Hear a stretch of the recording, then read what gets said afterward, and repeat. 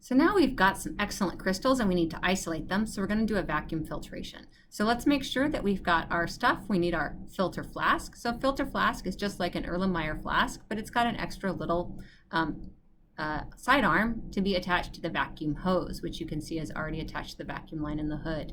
So I'm going to attach it.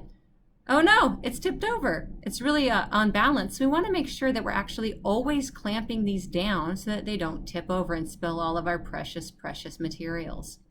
So we also want to get an appropriate filter funnel. So this is a Buchner funnel. We want to make sure it's the right size for the amount of material we're using, and we use the right filter. So that's a #1 qualitative filter paper, which is usually what we're going to use.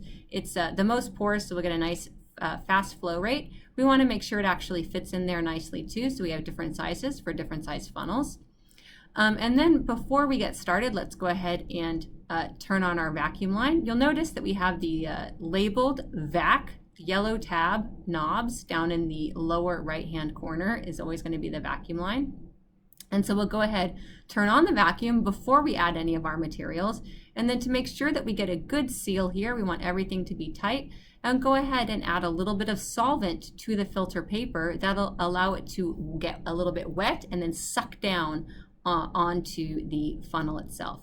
So now I'm just going to swirl up my material and go ahead and pour it in a little bit carefully, but you actually want to make sure that you get the solids to come on down, because sometimes, as you'll see, they get stuck on the flask. All right, and you can see the slight purple color in there because everything didn't crystallize out.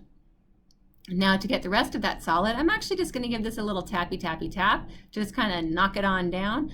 And the remaining I'm actually just going to go ahead and rinse down. So a little bit more of my solvent, something that it's not going to be that soluble in, so you don't want to redissolve it, but just the solvent that maybe you're washing it with, swirl it around and then pour it on down.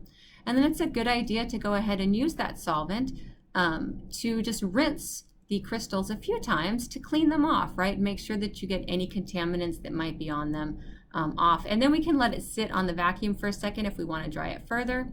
Break the seal, and then wow, look at those amazing crystals. Oh, such beautiful work. Good job.